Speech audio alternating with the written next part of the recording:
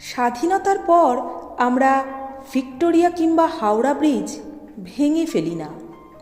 মতাদর্শে মিল না থাকলেও ফ্রিডম ফাইটারদের মূর্তি উপড়ে ফেলি না। কোনো মহিলা নেত্রীর বিরুদ্ধাচারণ করতেও আমরা সভ্য ও মার্জিত ভাষায় গঠনমূলক সমালোচনা করি।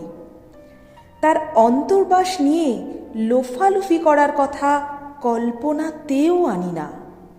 সংখ্যালঘুদের থ্রেড দিই না, রেডি হয়ে যাও দেশ ছাড়ার জন্য। বরং অনেক কিছুই ক্ষমা করি।